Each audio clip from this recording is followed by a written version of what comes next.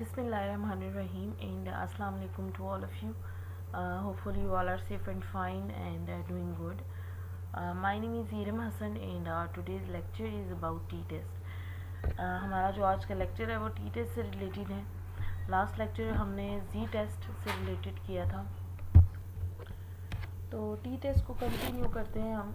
जैसे कि आपको याद होगा लास्ट लेक्चर में हमने Z-test के अजम्पशंस देखी थी और उसके हमने रिलेटेड कुछ एग्जांपल्स सॉल्व की थी. ठीक है, आज हम T-test को लेके चलते हैं कि इसकी क्या स्पेसिफिकेशंस हैं, क्या अजम्पशंस हैं जिसको फुलफिल किया जाता है. फिर उसके बाद जो है हम T-test की तरफ आते हैं. T-test अप्लाई किया जाता है. ठीक है, फर्स्ट क्या है कि हमने इस लेक्चर में पढ़ना क्या है. हमने सिंपल T-test पढ़ना है.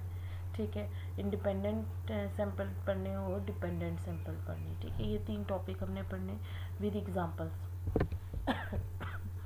सॉरी, हमने 6 स्टेप्स रखे थे जहन में, या इसके होते ही 6 स्टेप्स हैं जो हमने जो है जनरल हाइपोथेसिस टेस्टिंग का जो हमने एक लेक्चर पढ़ा था उसमें हमने ये 6 के 6 स्टेप्स 1 बाय 1 इसको डिस्कस किया था. ठीक है, और हमने इसमें यही बात डिस्कस की थी कि यही स्टेप जो हैं डिफरेंट टेस्ट जो है फॉलो करेंगे और उसमें जस्ट टेस्ट चेंज होता जाएगा, उसकी अजम्पशंस चेंज होती जाएंगी, बाकी 6 स्टेप हर कोई टेस्ट फॉलो करेगा ये. ठीक है, अब आज जो हम टेस्ट पढ़ रहे हैं वो T-test है और हम ये जो 6 स्टेप्स हैं ये उसमें भी फॉलो करेंगे इंशाल्लाह. ठीक है, अब देखें review 6 steps for the significance testing. मतलब सिग्निफिकेंस चेक करने के लिए हम ये टेस्टिंग करते हैं ना. ठीक है, पहला यहाँ पे आप इसको जो फर्स्ट पे हमने स्टेट हाइपोथेसिस रखा था, सेकंड पे हमने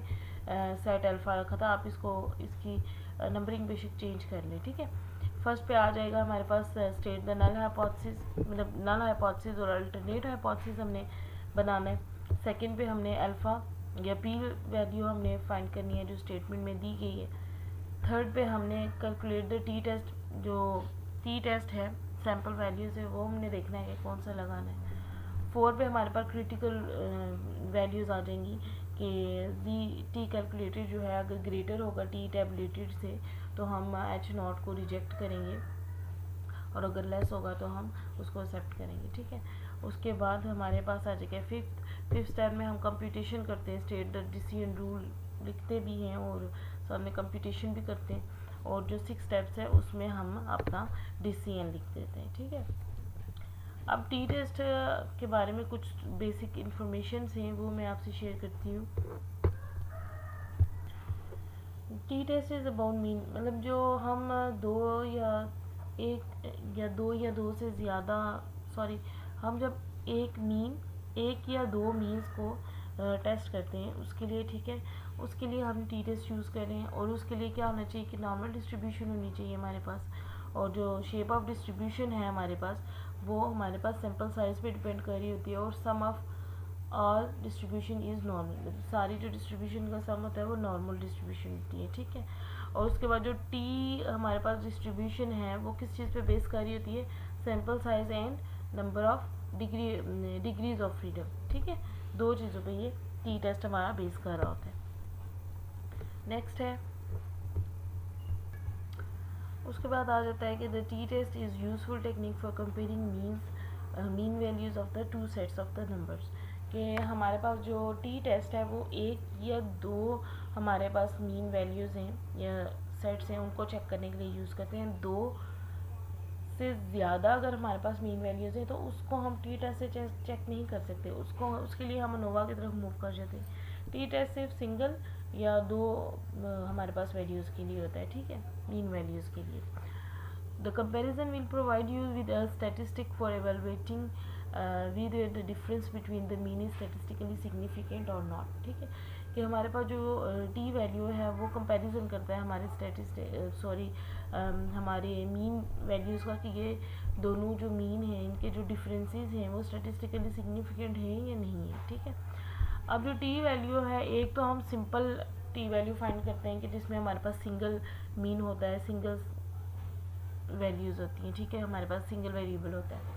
अब हमारे पास अगर दो वेरिएबल होते हैं, ठीक है, या एक ही वेरिएबल होता है, हमारे पास दो तरह के यहाँ पे इसको फाइंड करते हैं, एक इंडिपेंडेंट टेस्ट और एक इंडिपेंडेंट ग्रुप आ जाता है और एक हमारे पास डिपेंडेंट ग्रुप आ जाता है। इंडिपेंडेंट ग्रुप में हमारे पास टू इंडिपेंडेंट ग्रुप्स होते हैं, दो हमारे पास वेरिएबल्स होते हैं जो कि एक दूसरे पे डिपेंड नहीं कर रहे होते, ठीक है, तो उनकी हम सिंपल टी टेस्ट से सिग्निफिकेंस टेस्ट करते हैं, ठीक है। और दूसरा ये है कि compare the observation for two means occasions for the same group, कि इसमें हमारे पास सेम ग्रुप होता है, उसकी हम आफ्टर एंड बिफोर या फिर इस तरह का हम उसको कंपेयर कर देते हैं पेड में, उसको जो है ना डिपेंड कर रही होती हैं इसकी वैल्यूज़ इसमें पेड में, ठीक है। एक हो गया इंडिपेंडेंट और एक हो गया डिपेंडेंट। इंडिपेंडेंट में तो कोई भी हमारे पास दो वेरिएबल्स है ना, उनकी हम सिग्निफिकेंस चेक कर लेते हैं, ठीक है, सिग्निफिकेंस है कि नहीं इनके मीन। और जो हमारे पास डिपेंडेंट है, इसमें हमारे पास एक ग्रुप होता है, ठीक है, उसकी फॉर एग्जांपल अगर सही समझ आपको नहीं आ रही तो मैं एक और एग्जांपल सिंपल सी दे देती हूँ कि जैसे कोई पेशेंट है, ठीक है, उसकी कोई ट्रीटमेंट चल रही है, तो ट्रीटमेंट से पहले का डाटा, ठीक है, और ट्रीटमेंट के बाद का डाटा, ठीक है, इनमें हम जो है सिग्निफिकेंस चेक कर रहे हैं और ये हमारे पास डिपेंडेंट या पेयर्ड या पूल्ड इसको बोला जाता है, ठीक है। और इंडिपेंडेंट में सिंपल दो हमारे पास होती हैं वैल्यूज और उनकी हम सिग्निफिकेंस चेक कर रहे थे, जबकि जो हमारे पास पेयर्ड या डिपेंडेंट वेरिएबल होता है वो हमारे पास एक ग्रुप होता है, उसी के दो ओकेजन्स होते हैं, ठीक है, सेम ग्रुप की दो बार हमने रीडिंग ली होती है। नेक्स्ट टाइप्स जो हमने इसमें स्टडी करनी है टी की, वो है one sample t test, independent t test and pair t test. जैसे कि अभी पहले इसी चीज़ को मैं डिस्कस कर रही थी, इसमें विद एग्जांपल आपको समझ में आ जाएगी इंशाल्लाह। इसमें वन सैम्पल टी टेस्ट है, तो इसमें हम is use to compare a single sample with a population value, ठीक है। सिंगल सैम्पल होता है इसमें हमारे पास, for example a test could be conducted to compare the average salary of the nurses within a company with a value that was known to represent the national average for the nurses. कि हमारे पास कुछ nurses हैं, उनकी हमारे पास जो salary है वो हम देखते हैं कि जो एवरेज नेशनल एवरेज जो हमारे पास उनकी सैलरी है उसके इक्वल है या नहीं है, या जो भी है, ठीक है। तो ये हम सिंपल एक नर्सिस की सैलरीज को कंपेयर करते हैं, ठीक है। दूसरा हमारे पास आ जाता है independent sample t test. Independent sample t test में क्या होता है, use to compare two groups, हमारे पास टू ग्रुप्स होते हैं, ठीक है, scores on the same variable होता है हमारा उसमें, ठीक है। ग्रुप्स दो होते हैं, वेरिएबल एक होता है, ठीक है। For example, it could be used to compare the salaries of nurses and the physicians to evaluate whether there is the difference in their salaries or not, ठीक है। हम ये देखते हैं कि हमारे पास दो ग्रुप्स हैं, कौन से, नर्सिस का और फिजिशियंस का, ठीक है। लेकिन हम उसमें वेरिएबल क्या चेक कर रहे हैं कि हम उनकी सैलरीज में कंपैरिजन कर रहे हैं कि उनकी सैलरी इक्वल है, एक की फिजिशियन की ज़्यादा है या नर्सिस की ज़्यादा है, ठीक है। अब तीसरी जो टाइप है वो है हमारे पास पेयर्ड सैम्पल टी टेस्ट, ठीक है।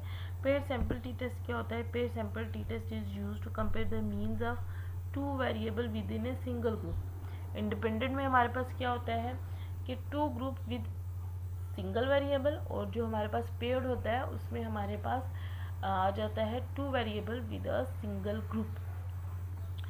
अब देखें सिंगल ग्रुप क्या मतलब होगा, इसमें हमारे पास हम एक ही नर्सिस का ग्रुप ले लेते हैं, उनकी सैलरीज की इन्फॉर्मेशन ले लेते हैं, ये एक ग्रुप हो गया। और टू वेरिएबल्स क्या हो जाएंगे हमारे पास कि हम इनमें स्टार्टिंग की इनकी सैलरी को देख के चलेंगे और हम करंट सैलरी को लेके चलेंगे, ये हमारे पास दो वेरिएबल्स हो गए, ठीक है। और ये इसको हम पेयर्ड या डिपेंडेंट सैम्पल टी टेस्ट बोलेंगे। होपफुली ये आपको क्लियर हो गया होगा। आगे आ जाते हैं अजम्पशंस ऑफ टी टेस्ट। उसके बाद हमारे पास अजम्पशंस आ जाती हैं। वही अजम्पशंस हैं कि जो dependent variables are intervals are ratio. Interval और रेशो मैंने आपको पहले भी एक लेक्चर में समझा दिया था कि इंटरवल और रेशो में क्या फ़र्क होता है, ठीक है। उसके बाद जो पॉपुलेशन है वो जो होता है हमारे पास नॉर्मली डिस्ट्रीब्यूटेड होने चाहिए, और उसके बाद रैंडमली सिलेक्टेड होनी चाहिए। उनकी जो वेरिएंसेस हो वो हमारे पास इक्वल होने चाहिए या होमोजेनिटी ऑफ द वेरिएंस होनी चाहिए, ठीक है। उसके बाद हमारे पास जो वन सैम्पल टी टेस्ट आ रहा है, ठीक है, जो हमारी first kind of t test है, उसको हम पहले डिस्कस